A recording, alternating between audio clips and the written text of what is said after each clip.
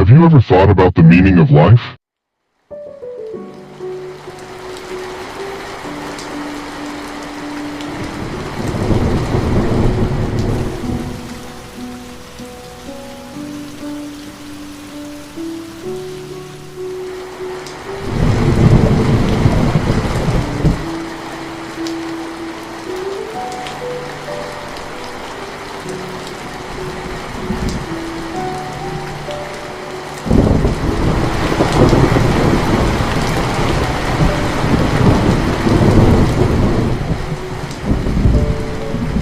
When you took your first step,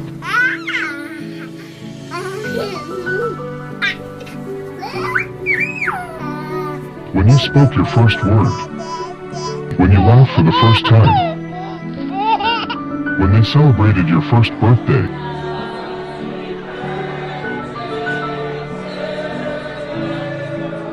when you received your first gift, when you felt sad for the first time, when you got angry for the first time,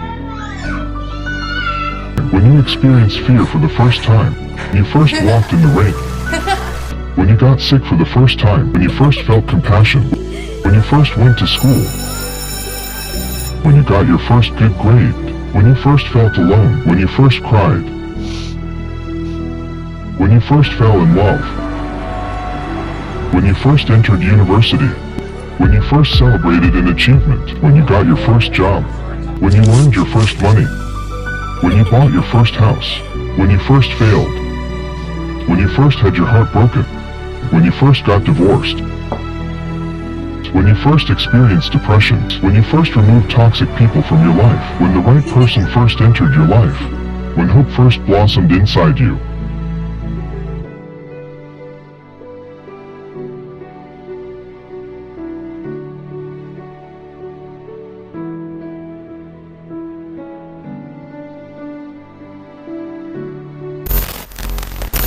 I'm happy to see you again, and even happier to see that you're still walking this path alongside us, today. It's ranked as the 10th leading cause of death in the world. It's affecting the newer generations more and more. They try to escape from it, but sometimes they end up accepting it. Sometimes their minds get tangled in it, and the problems that come afterward creep in like a shadow, growing closer and closer with every step.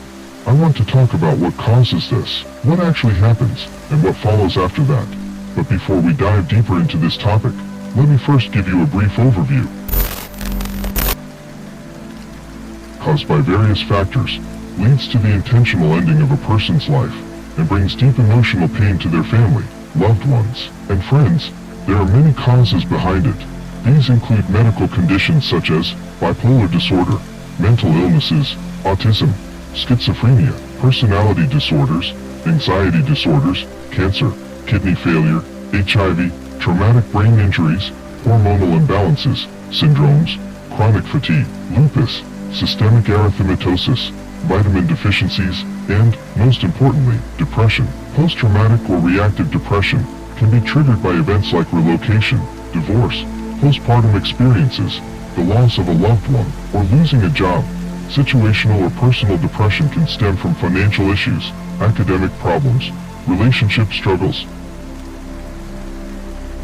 or sleep disorders, gambling, extreme dieting, childhood bullying, loneliness, family issues, media influence, a history of in the family, existential emptiness or confusion, obesity, and even romantic novels. Yes, romantic stories, where characters take their own lives for love can, intentionally or unintentionally, glorify or romanticize, influencing vulnerable individuals to imitate such behavior. Seasonal depression also affects some people. For some, a lack of sunlight can trigger depression, while for others, excessive sunlight can have the same effect. Major depression is when someone experiences a deep sense of hopelessness, loss of interest in daily activities, and noticeable changes in behavior, sleep, and appetite, usually lasting for at least 2 weeks. Chronic depression is less intense than major depression, but long-lasting and more persistent, often staying with the person for years. From a religious perspective,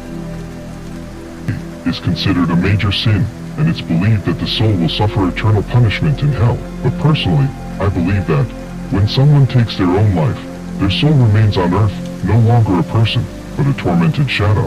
I don't know if you've ever listened to the words of those who have attempted.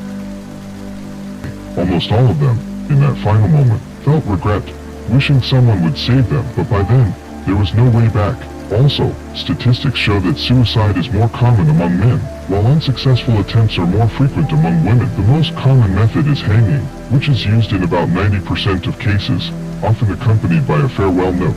So, all these reasons and factors contribute to developing thoughts and tendencies in a person. Sometimes you're just tired, so tired that even breathing takes effort. People don't see anything from the outside, but every night you go to sleep carrying this weight of pain, and wake up still carrying it. If you're hearing this right now, just know this. I just want us to be together for a few minutes, in silence, right here in this pain. Thoughts. Not frightening thoughts, just tired thoughts from a tired mind. Thoughts that come when you no longer want to fight, no longer want to explain, no longer want to accept yourself.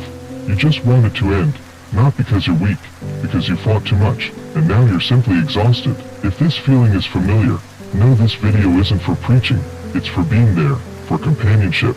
Some pains cannot be spoken, not to family, not to friends, not to anyone. You feel ashamed, or believe no one would understand.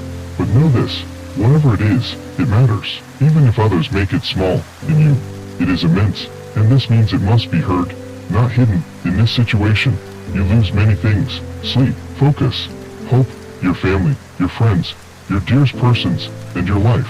But worse than all, it's yourself that gradually disappears. Sometimes you just want someone to say, I understand, you matter to me, exactly as you are. And if there's no one to say it, I'm saying it now. I understand, you matter to me, exactly as you are. To anyone watching this video, you matter to us. You are never weak for asking for help. On the contrary, admitting you're not okay takes courage, and getting help is like oxygen, not because you are broken, but because to be human means to sometimes break, to sometimes be exhausted. It's okay if you go to a counselor. It's okay if you cry. It's okay if you're tired of life. It's okay if you hug your parents tightly and shed tears. It's okay if you go to your loved ones and let them know pieces of your sorrow. The problem is when you endure this pain alone. Some days, even brushing teeth is too much.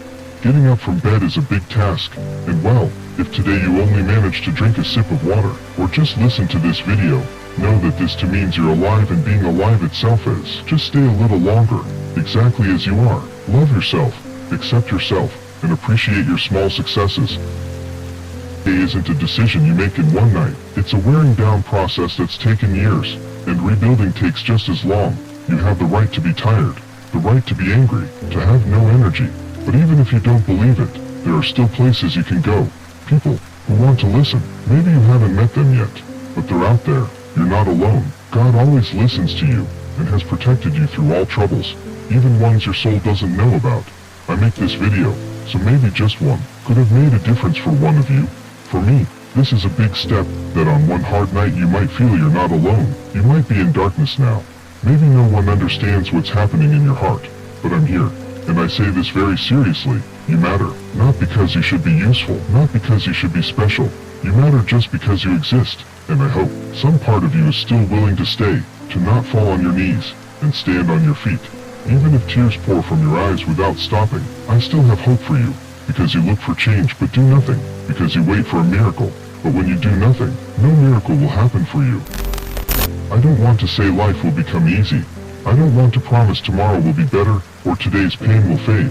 I just want to say, there's still time.